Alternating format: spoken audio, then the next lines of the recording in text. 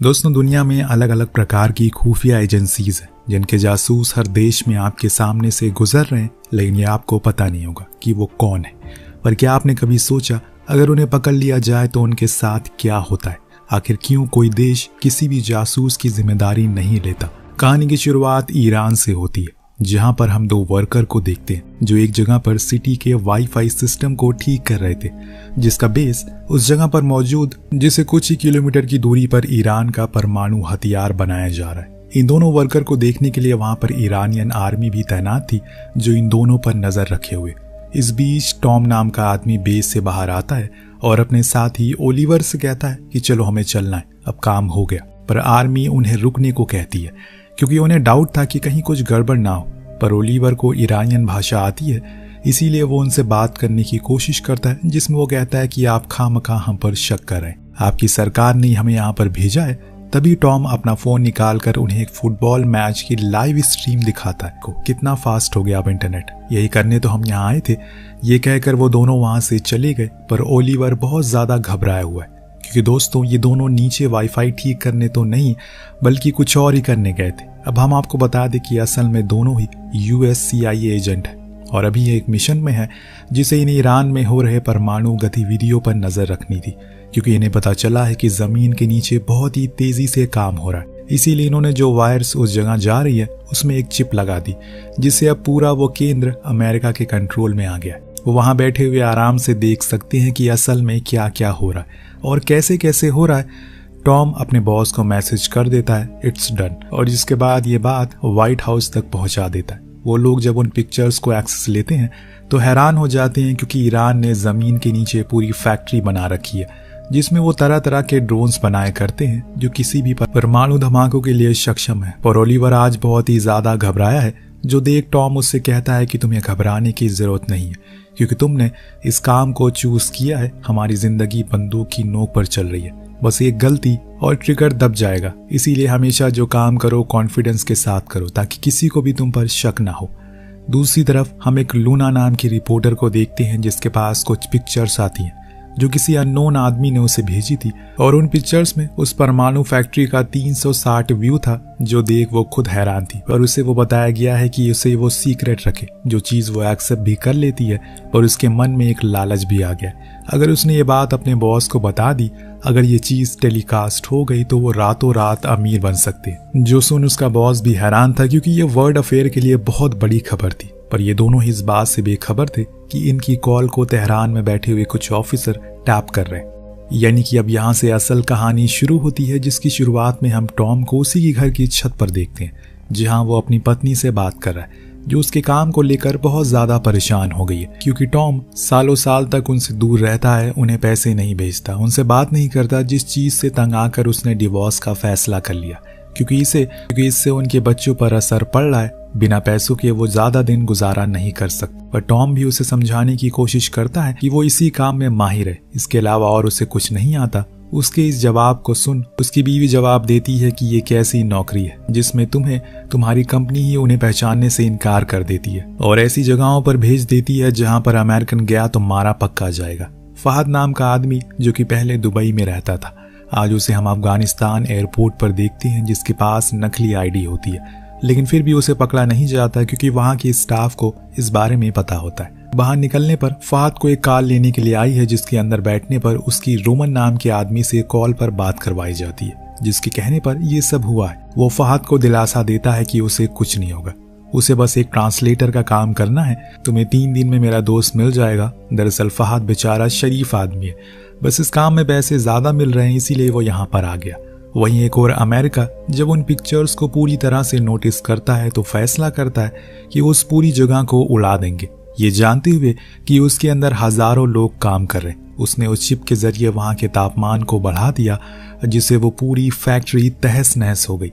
न जाने कितने लोग उसमें मारे गए, लेकिन जब इस चीज को टॉम अपनी छत से देखा तो समझ गया कि अब यहाँ से बाहर निकलने का समय आ गया है, क्योंकि अमेरिका कभी सामने नहीं आएगा और ना ही कबूल करेगा उसने ये सब किया है। पर ईरान मिलिट्री अब चौकन्ना हो गई क्योंकि ये बहुत बड़ा हादसा हुआ है। उन्हें भी ये अच्छे से पता है कि ये काम किसका है, और जब उस जगह का जायजा लेने के लिए जनरल आता है तो वो अपने कमांडर से पूछता है ये सब कैसे हुआ। तो वो साफ शब्दों में कहता है कि ये काम तो इजराइल या फिर अमेरिका का हो सकता है, क्योंकि हमने कुछ दिन पहले एक कॉल रिकॉर्डिंग सुनी है जिसमें 2 लोग किसी टॉप सीक्रेट के बारे में बात कर रहे हैं, पर जनरल का खून खोला हुआ है इस समय, तो इसलिए वो उसे ऑर्डर देते हैं कि अगर किसी पर भी हल्का सा शक हो तो उसे उड़ा दो, रहम मत करो। वहीं एक और टॉम अपना सामान पैक करके वहां से निकल जाता है। हालांकि ओलिवर भी जाने को कहता है, लेकिन उसका काम अभी पूरा नहीं हुआ, इसीलिए जाते समय वो उसे कहता है कि ये जितने भी सबूत थे सब कुछ जला देना, कुछ भी मत छोड़ना। अब कुछ घंटों की फ्लाइट के बाद टॉम दुबई एयरपोर्ट पर लैंड करता है,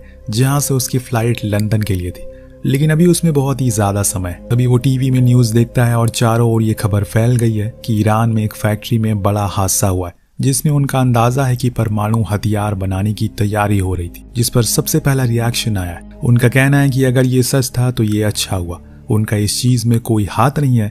इस बीच टॉम के पास रोमन का मैसेज आता है जो उसे मिलने के लिए बुलाता है। इस दौरान दुबई से हजारों मील दूर हम काबुल के छोटे से कस्बे में एक ऐसी एजेंट काहिल और कुछ तालिबानियों को देखते हैं, जिनके बीच कुछ डिस्कशन हो रहा है, लेकिन वो चीज मुकम्मल नहीं हो पाती, जिस चीज की जानकारी काहिल इस्लामाबाद पहुंचा देता है। वहीं लूना, जो कि अभी ईरान में थी, अपनी बेटी से बात कर रही थी, लेकिन तभी उसके पास 2 नकाबपोश आते हैं, उसे जबरदस्ती अगवा कर लेते हैं। साथ में उसका जो कुछ भी सामान था उसे भी वो अपने साथ ले गए। यहाँ टॉम रोमन के पास पहुंचता है, जिसके घर में एक पार्टी चल रही थी, जो देख वो उससे कहता है कि अगर तुमने मुझसे शराब पीने के लिए बुलाया है तो मैं पहले बोल दूं कि मैं वो नहीं पीता। पर रोमन के कुछ और प्लान थे। वो उसे दूसरे कमरे में ले जाता है और वहां उस विस्फोट की फुटेज को दिखाता है जो ईरान में कुछ दिन पहले हुआ था। उसका कहना है कि वो लोग इसी तरह का एक और खिलौना बना रहे हैं जिसे तुम्हें नष्ट करना है, वरना बहुत देर हो जाएगी। लेकिन टॉम इनकार कर देता है, क्योंकि वो बड़ी ही मुश्किल से मौत के मुंह से बाहर आए। पर यहाँ रोमन उसके सामने लाखों डॉलर रख देता और कहता है कि तुम जितना बोलो मैं देने को तैयार हूँ, इससे तुम्हारी बीवी बच्चे पूरी जिंदगी आराम से रह सकते हैं। अब यहाँ आपको तो पता ही है कि रोमन की पर्सनल लाइफ की हालत क्या है, जिसके कारण वो मान तो जाता है, पर उसे ये जरूर पूछता है कि आखिर मैं ही क्यों। तो रोमन उससे कहता है कि तुम्हें अफगानिस्तान के रास्ते से ईरान जाना है। अफगानिस्तान जाने के लिए कलीजे में जिगर होना चाहिए जो तुम्हारे अंदर है, जिसके लिए लाखों डॉलर भी कम है। अब यहाँ वो उसे फहाद के बारे में बताता है, जो पहले से ही वहां पर उसका इंतजार कर रहा है। वो उसकी पूरी मदद करेगा, क्योंकि उसे ईरानियन और अफगानी दोनों भाषा आती है। इसके बाद हम टॉम को हेरात में देखते हैं, यानी कि अफगानिस्तान, जहाँ पर उसकी मुलाकात फहाद से होती है, जो उसे एक घर में लेकर पहुंचता है। तो वहां ईरान में लूना से बार बार कमांडर सवाल करता है वो उस फोन रिकॉर्डिंग पर क्या बात कर रही है, उसे ये पिक्चर किसने सेंड करी। अगर उसने सच बता दिया तो वो अपनी बेटी के पास पहुंच जाएगी। लेकिन लूना बार बार एक ही चीज कहती है कि उसे वो फोटोज अननोन नंबर से आई, उसका काम है रिपोर्टिंग करना और वो कोई एजेंट नहीं है। सुबह टॉम फहद से कहता है कि मेरे पास तुम्हारे लिए कुछ हथियार है, जिन्हें रख लो। जो सुन फहद घबरा कर पूछता है आखिर तुम्हारा मिशन क्या है। तो टॉम कहता है कि लगता है कि तुम्हें कुछ बताया नहीं गया, ये एक टॉप सीक्रेट मिशन है। जो सुन फहद अपना माथा पकड़ लेता है, क्योंकि वह बुरी तरह फंस चुका है। लेकिन अभी तो खेल शुरू हुआ है, आगे आगे देखते जाइए क्या क्या होता है। रोमन जब टीवी खोलता है तो उसे 2 लोगों की तस्वीरें दिखती है, जिन्हें उस ईरान धमाके में कसूरवार ठहराया गया, और ईरान का साफ साफ कहना है कि वो अमेरिकन है। जी हाँ दोस्तों, ये 2 वही हैं जो आप सोच रहे हैं। असल में लूना ने सब कुछ बता दिया, जिसके बदौलत अब कमांडर किसी भूखे भेड़िया की तरह इन दोनों को ढूंढने के लिए लगा हुआ है। जिस बात की खबर रोमन टॉम को दे देता और कहता है कि शायद उन्होंने ओलिवर को मार दिया। लेकिन तुम उस मिशन के बारे में भूल जाओ, जो मैं कह रहा हूँ उसे ध्यान से सुनो। सबसे पहले तो उस जगह को छोड़कर वहां से दूर कहीं चले जाओ, किसी रेगिस्तानी इलाके में। अब यहाँ ईरान और अमेरिका का खेल तो चल ही रहा था कि तभी हो जाती है इसमें पाकिस्तान की एंट्री। इस्लामाबाद से काहिल के पास एक कॉल आता है। ISI हेड उसे बताते हैं कि उसे टॉम को ईरान से पहले पकड़ना है, वो भी जिंदा, ताकि वो उसे भरे बाजार में बेच सकें और सभी के सामने साबित कर सके कि उन्होंने ये करके दिखाया। इसीलिए काहिल अब निकल जाता है हेरात के लिए, क्योंकि टॉम की लास्ट लोकेशन वहीं पर है। टॉम है तो अमेरिकन, इतना तो बेवकूफ नहीं है, इसीलिए उसने सबसे पहले तो अपने सारे पेपर जलाए। फिर फाज से पूछा कि कोई ऐसी जगह बताओ जहां पर तेज गर्मी पड़ती हो और बीहल रेगिस्तान हो। तो वो खानदार का नाम लेता है, जो सुन तो कहता है कि ठीक है चलो, क्योंकि अब हम सभी के सामने आ गए हैं। इधर रोमन के पास CIA हेड का कॉल आता है, जो उसे टॉम की किसी भी तरह का कॉन्टैक्ट रखने से मना कर देते हैं। लेकिन रोमन अपने दोस्त को ऐसे मरने के लिए छोड़ नहीं सकता। उधर कमांडर जनरल को बता देता है कि उन्हें टॉम की लोकेशन मिल गई, अभी वो उसके पीछे ही है। जो बात टॉम को भी पता चल जाती है, इसीलिए वो अपनी कार चेंज कर देता है वहीं काहिल अपनी बाइक से इस ओर आने के लिए निकल गया था। यहाँ टॉम तो जाम में फंस चुका है और उसे कुछ ही दूरी पर कमांडर के लोग और वो लोग खुद हैं जो किसी भी समय उस पर हमला कर सकते, और इसीलिए टॉम वहां से खुद निकल जाता है। लेकिन तभी वहां आ जाता है काहिल, जो कमांडर की कार पर बम लगा देता है, जिससे वहां एक जोरदार धमाका होता है। इसका फायदा उठाकर काहिल को मौका मिल जाता है टॉम के पीछे करने के लिए, क्योंकि आईएसआई को किसी भी कीमत पर उसे पकड़ना है, वो भी जिंदा। अब ये सब अमेरिका देख तो रहा है पर कोई मदद नहीं कर सकता। लेकिन CIA के ऑफिसर टॉम की ड्राइविंग स्किल को देखकर एक ही बात कहते हैं, बंदा हैवी ड्राइवर है। वो उसे खटारा कार को भी किसी फॉर्मूला 1 की तरह ड्राइव कर रहा था। लेकिन उसके पीछे काहिल भी खुद को टॉम क्रूज ही समझ रहा था। अब कुछ दूर जाने पर टॉम की कार का पंचर हो जाता है, जिसको फहद ठीक करता है। पर वो अब इन चीज से परेशान हो गया क्योंकि उसकी जान तो खामखा फंस गई है। तब टॉम उसे वादा करता है कि वो उसकी जान बचाएगा, जो उसकी जिम्मेदारी है। पर फिलहाल उन्हें किसी भी तरह करके खानदार पहुंचना है।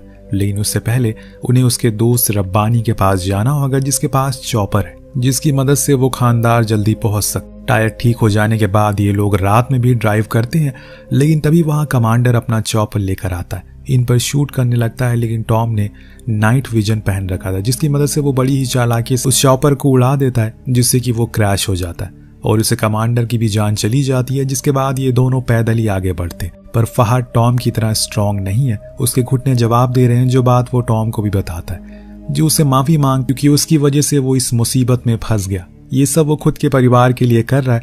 उसे पैसों की जरूरत है क्योंकि उसकी बेटी को डॉक्टर बनना है।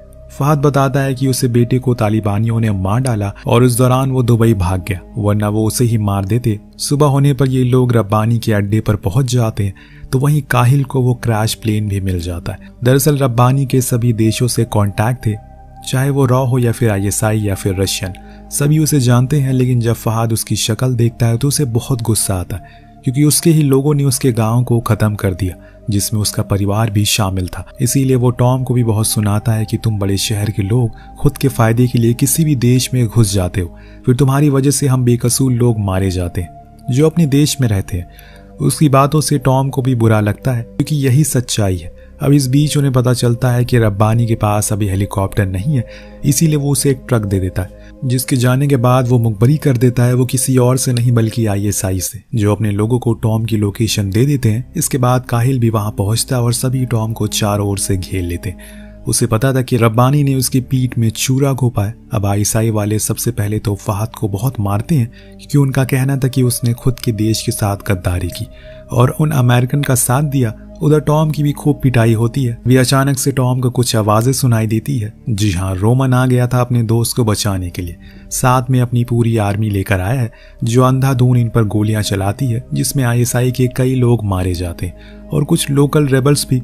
पर इस बीच रोमन टॉम और फहद को बचाने में कामयाब हो जाता। लेकिन जब ये तीनों कार से बाहर निकल रहे होते हैं, उस समय इन्हें काहिल देख लेता है, जो अब इनके पीछे पड़ चुका है। उधर अमेरिकन सीक्रेट सर्विस ये सब लाइव देख रही थी, पर कुछ कर नहीं रही थी। उन्हें बस इस बात का इंतजार था कि किसी भी तरह टॉम बेस तक पहुंच जाए, जहां उसे कोई कुछ नहीं कर सकता। पर बेस और टॉम की दूरी अभी 4 किलोमीटर है और बेस तक पहुंचने के हर एक मोड़ पर मौत है। वहीं काहिल लगातार इन पर शूट कर रहा है, जिसके चलते एक गोली रोमन को लग जाती है। कार से गिर जाता है, लेकिन वह फिर भी शूट करता रहता है। पर एक मोमेंट पर आकर उसकी भी गोलियां खत्म हो जाती है, जिसके चलते उसे अपनी जान से हाथ धोना पड़ता है, क्योंकि काहिल अपनी बंदूक की सारी पीतल उसमें उतार देता है और फिर निकल जाता है अपनी वही ड्यूक लेकर टॉम का पीछा करने, जिसके अंदर अब गुस्सा भरना शुरू हो गया है। उसने अपनी आंखों के सामने एक करीबी दोस्त को मरते देखा है, पर यह समय दोस्ती नहीं समझदारी दिखाने का है, और इसीलिए वो कार को फुल स्पीड में कर देता है। इधर काहिल भी था, फुल स्पीड में कर देता है कि तभी वहां पर एंट्री होती है तालिबान की। जी हाँ, जो अपनी पूरी लश्कर के साथ एक अमेरिकन को पकड़ने के लिए आ रहे थे। वो एक लॉन्चर शूट करते हैं, जिससे इनकी कार पलट जाती है, जिसमें दोनों ही घायल हो जाते हैं। इस बीच हम काहिल की ताकत को देख पाते हैं। उसकी एक आवाज पर वो सभी तालिबानी रुक जाते हैं, क्योंकि उसे खुद टॉम को मारना है। इसीलिए वो दोनों आमने सामने थे, एक दूसरे पर शूट करते जा रहे थे, जिसमें एक गोली काहिल के कंधे पर लगती है और वो वहीं गिर जाता है। पर टॉम को भी अब मालूम हो गया है कि अंत करीब है, इसीलिए वो फहद के सामने अपने घुटनों पर बैठकर उससे माफी मांगता है कि वो अपना वादा पूरा नहीं कर सका, उसकी जान नहीं बचा सका। पर फहद एक अच्छा दिल का इंसान था, वो उसे माफ कर देता और कहता है कि इट्स गॉड प्लान। शायद मेरी कहानी यहीं तक थी। जो सुन टॉम इमोशनल हो जाता और अपने आखिरी समय पर अपनी बीवी बच्चों को याद करके आंखें बंद कर लेता। लेकिन तभी एक तेज शोर उसके कान में आता है। जब वो आंखें खोलता है तो वो रेगिस्तान किसी ज्वालामुखी की तरह फट रहा था। तभी उसे आसमान में कुछ F-16 फाइटर जेट दिख, जिस पर लाल सफेद पट्टी का निशान था। जो देख वो फास्ट से कहता है कि it's America, we make rule to break them. दरअसल वहां बैठे पेंटागन के लोग अपने एक होनहार ऑफिसर को अपने सामने मरते हुए नहीं देख सके, इसीलिए उसने ये खुद करवाया। जिसके बाद अब फहद और टॉम दोनों को ही बेस तक लाया जाता है। इसके बाद उन्हें प्लेन में बैठा दिया जाता है। इस पूरे सफर में हर किसी ने अपनों को खोया है। जनरल ने अपने बेटे इस्माइल को खो दिया, जो कि कमांडर था, तो वहीं टॉम ने अपने सबसे अच्छे दोस्त रोमन को खो दिया। फहद ने सालों पहले अपने पूरे परिवार को खो दिया, पर अंत में किसी को कुछ हासिल नहीं हुआ सिवाय मौत और गम के। दोस्तों, ये मूवी जो कि अमेरिकन है, तो इसमें अमेरिका को अच्छा दिखाने की कोशिश करी गई है। अगर ये मूवी ईरान या फिर अफगानिस्तान में बनती तो वहां के पर्सपेक्टिव को दिखाया जाता। मूवी कहीं भी बनी हो, आपको कैसी लगी नीचे कॉमेंट करके जरूर बताएगा। मिलते हैं अगली वीडियो में। Thank you so much watching. Peace out.